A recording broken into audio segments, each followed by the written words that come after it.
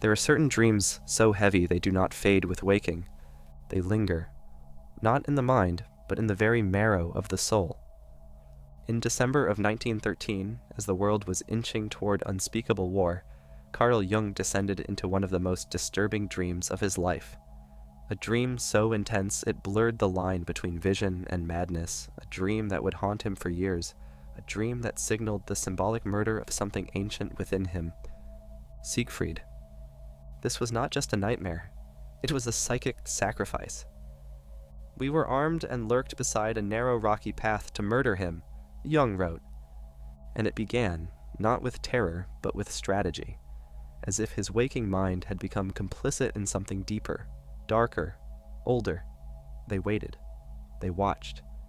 And when the hero came, majestic, proud, striding across the rocks on a chariot made of the bones of the dead, they fired. As he came around the turn ahead of us, we fired at the same time, and he fell slain. Then Jung turned and fled. But there is no running from what you yourself have killed. He described what followed not as fear, but a terrible rain. And beneath that rain, a realization bloomed like rot. If I could not solve the riddle of the murder of the hero, I must kill myself. These are not the words of an intellectual. These are the echoes of a soul facing psychic dismemberment. This moment, this dream, is not just about Siegfried. It is about what Siegfried represents. The warrior, the conqueror, the proud masculine will. The one who triumphs over dragons, the favored archetype of Western consciousness, and Jung killed him. This was the very image of strength and mythic dominance, and yet Jung's soul declared it must be sacrificed. Why? Because the old gods were dying. Because the consciousness of the age, the heroic, the rational, the dominating, had reached its apex, and anything that reaches the zenith must fall, must be humbled, must be broken into wholeness. In his vision, the spirit of the depths came to him and whispered a riddle. The highest truth is one and the same with the absurd. This line didn't just save him, it split him open. It was the voice of contradiction, the very essence of individuation, the message that there is no hero without the shadow, no light without the absurdity of darkness, and no forward movement without descent. But this dream, this inner assassination, did not end with awaking. In fact, Jung would revisit it again and again, not just in the pages of the Red Book, but even over a decade later in a 1925 seminar when he would say something extraordinary. I felt an enormous pity for him, Siegfried, as though I had shot myself. I must then have had a hero I did not appreciate. I had killed my intellect. Let that settle in. I had killed my intellect. This was not a rejection of reason. It was a rupture, a realization that intellect alone cannot hold the full complexity of the psyche. That rationality, when clung to as a god, becomes a tyrant. That the hero must die, if the soul is to live. After that dream, Carl Jung did not walk away unscathed. He staggered, spiritually winded, psychologically bruised. And the rain he saw falling in that vision, it wasn't just water, it was revelation. The rain that fell is a symbol of the release of tension, he explained years later. The crime is expiated because, as soon as the main hero is deposed, there is a chance for other sides of the personality to be born into life. This is not the kind of insight that comes from a seminar or a book. This is the kind that cracks open the boundaries of sanity, that dismantles the soul with surgical precision. The kind of realization that only comes when one dares to stand in the ruins of what they once worshipped. To Jung, Siegfried had become an unconscious idol, not a man, not a myth, but a psychic edifice built from the bones of Western conquest, ego-driven clarity, and the illusion of heroic control. In killing Siegfried, Jung had symbolically dismantled the part of himself that believed it knew, that believed it led, that believed it was in command. And what emerged?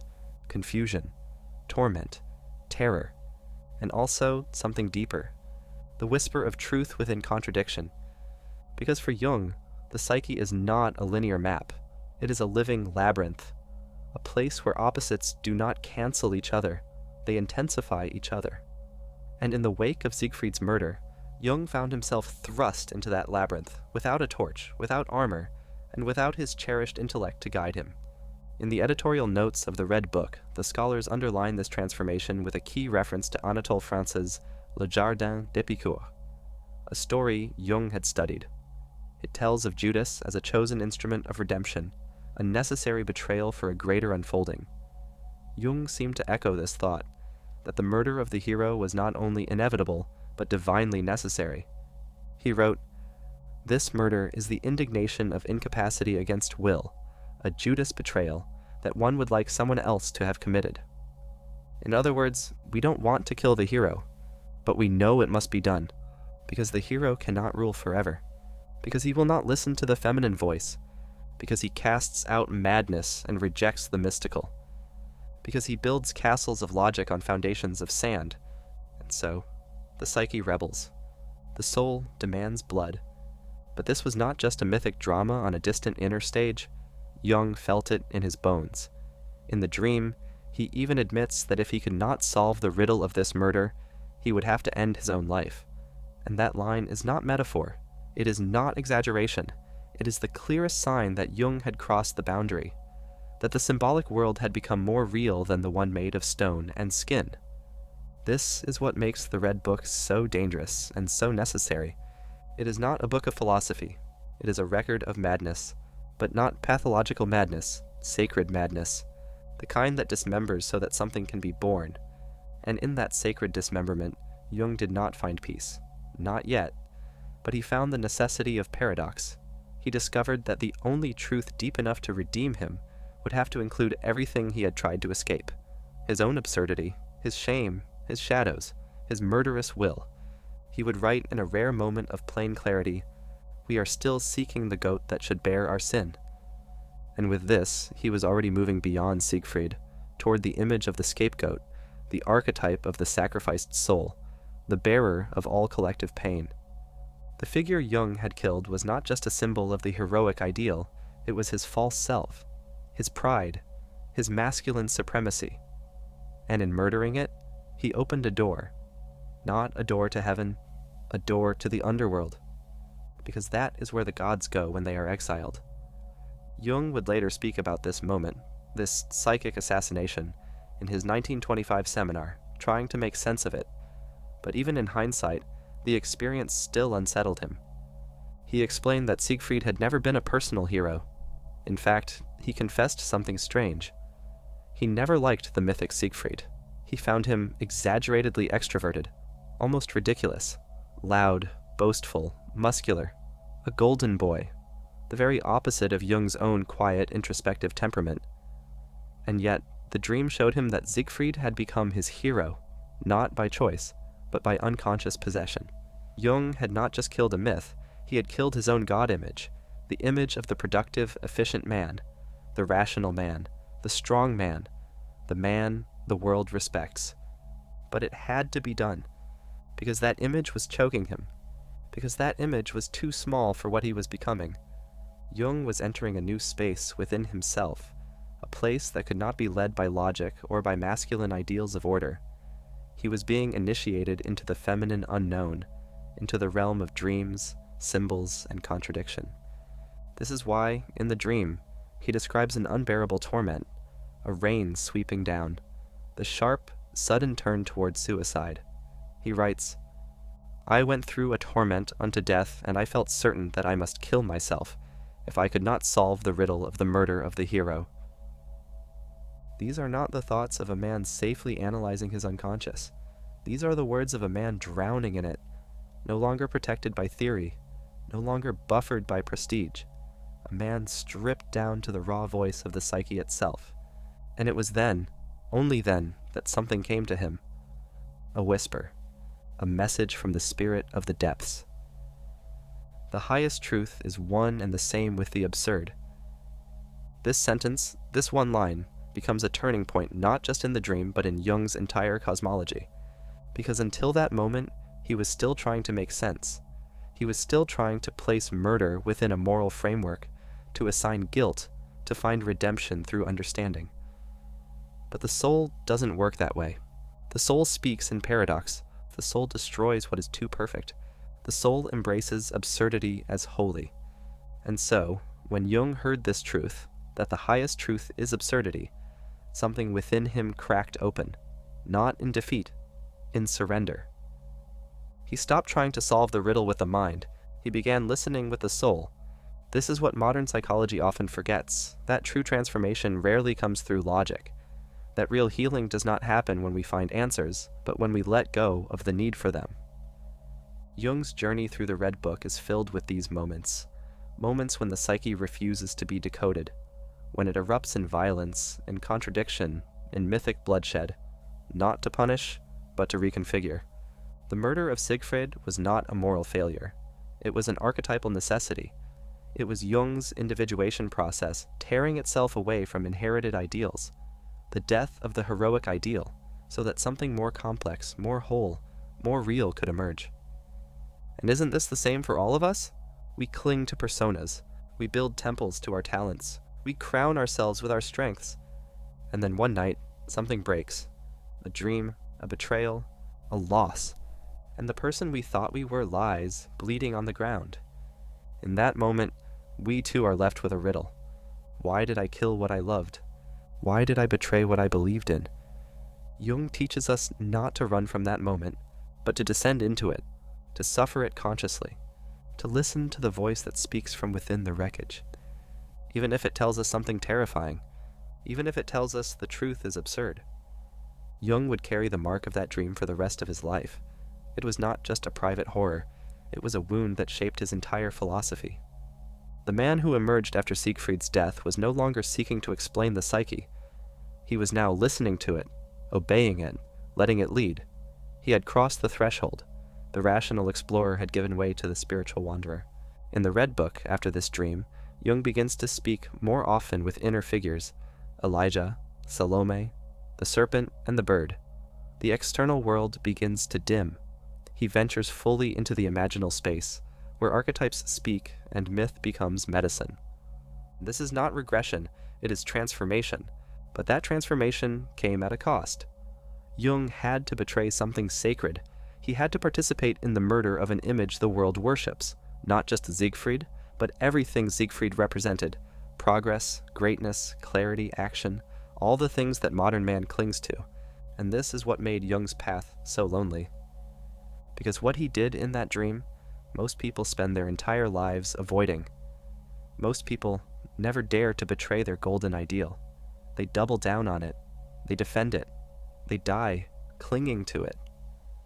But Jung's soul had other plans. When he writes about the hero's murder, there's no pride in his words. There's confusion, pain, even guilt. He asks, was it murder? Was it an ambush? Was it cowardice or destiny? What had to die, and why?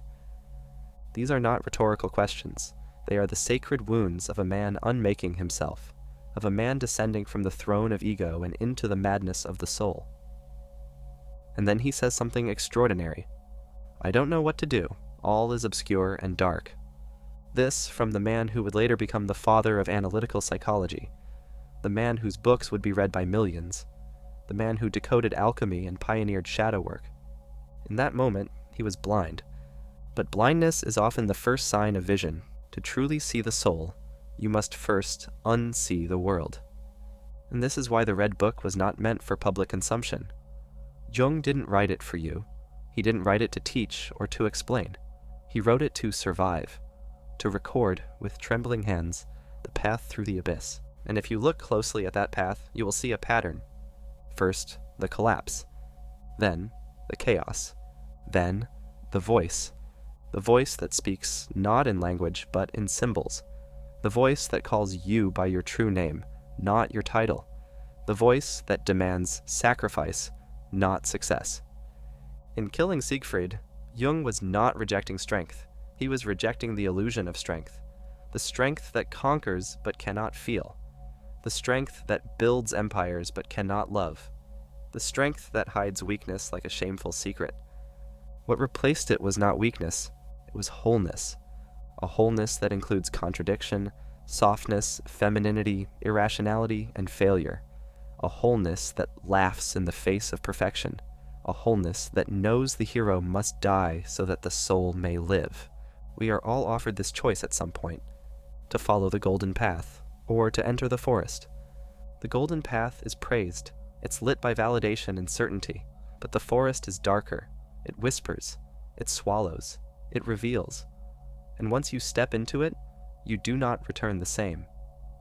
Jung chose the forest, he followed the dream, and in doing so, he became something rarer than a genius.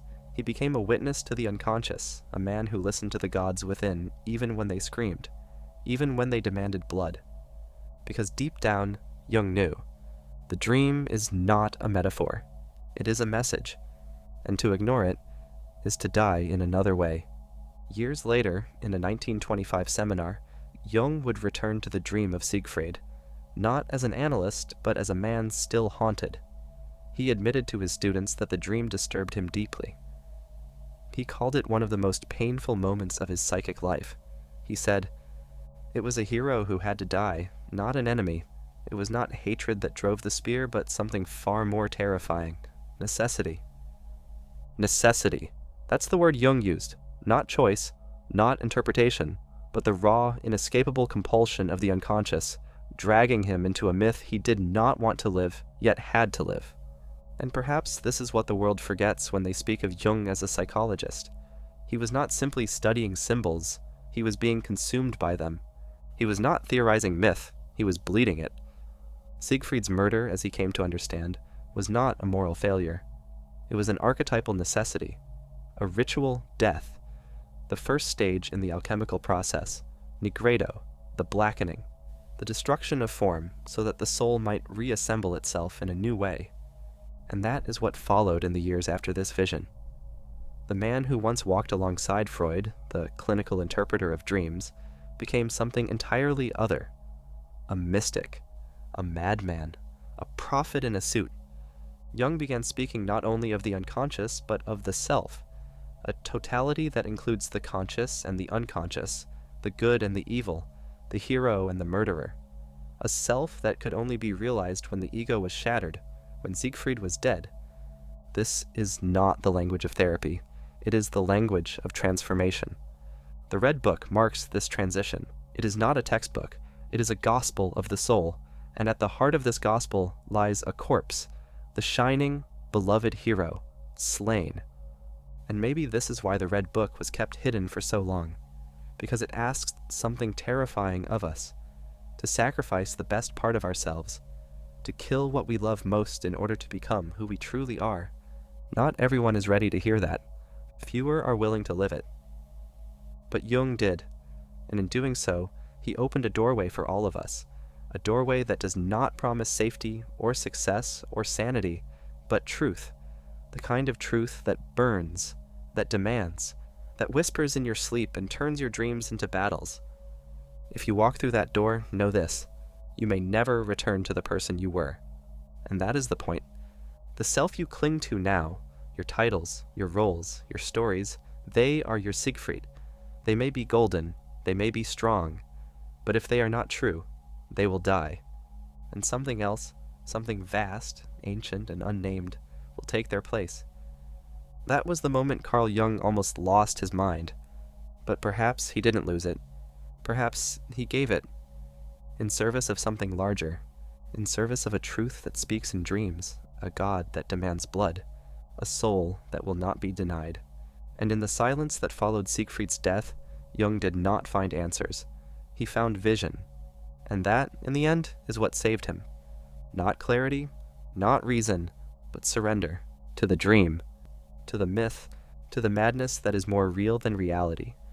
And if you, too, have stood at the edge of that same abyss, then you already know. This is not just his story, it is yours.